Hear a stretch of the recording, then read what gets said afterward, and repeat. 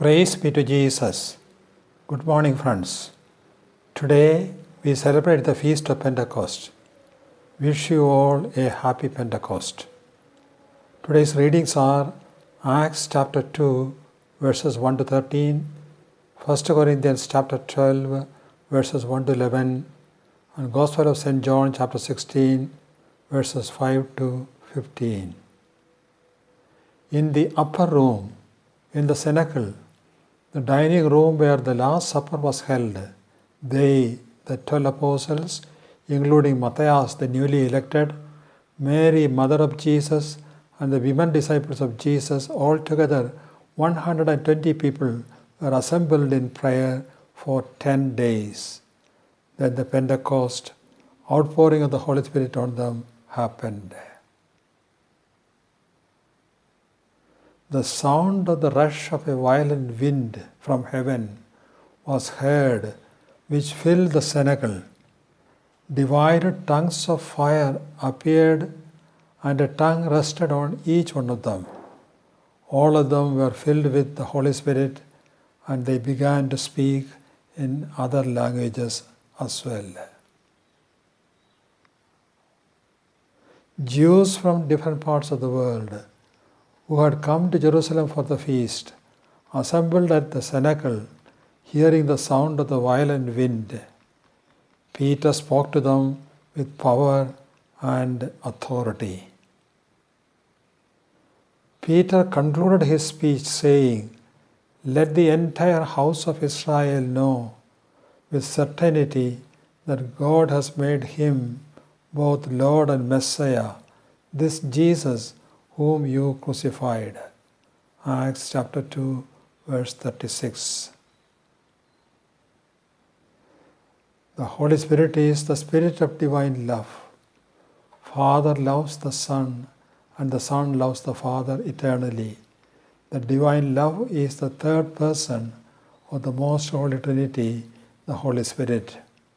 A Christian is baptized in the name of the Father, Son, and the Holy Spirit, and shares in the life and love of God. The Holy Trinity dwells in everyone in the state of grace. By the laying of the hands by the minister, the Holy Spirit is poured into every person when he or she receives the sacrament of confirmation.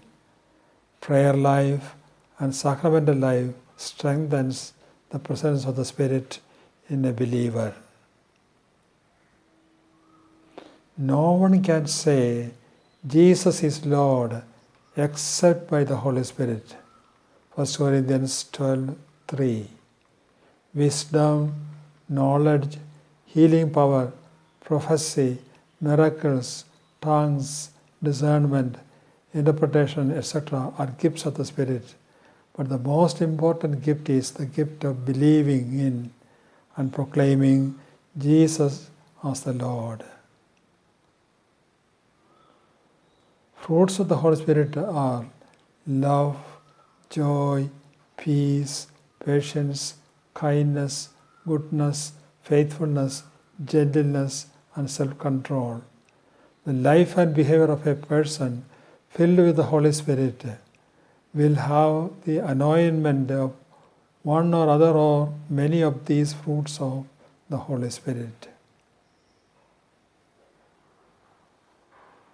During the Last Supper, in his farewell message, Jesus promised his disciples that he would send the Holy Spirit, that the Spirit would prove the world wrong regarding sin, judgment, and righteousness. The Spirit would lead the disciples into truth, making them understand what Jesus taught them. This promise was fulfilled on the day of Pentecost, the birthday of the Church, on which day 3,000 people received baptism after listening to Peter. When Jesus received baptism from John in the river Jordan, the Holy Spirit descended on him in the form of a dove.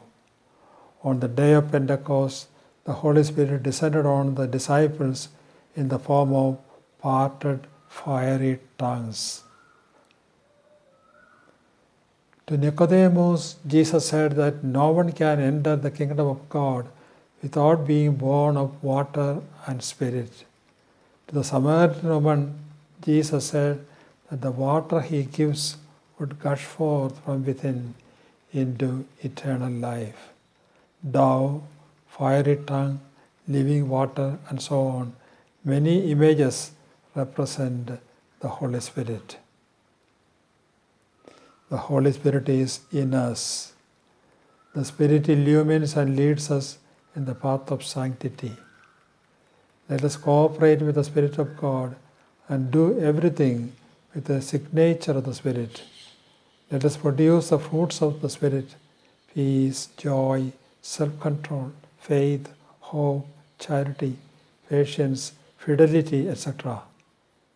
Let us pray. Come, Holy Spirit, come. O Holy Spirit of God, come and fill us.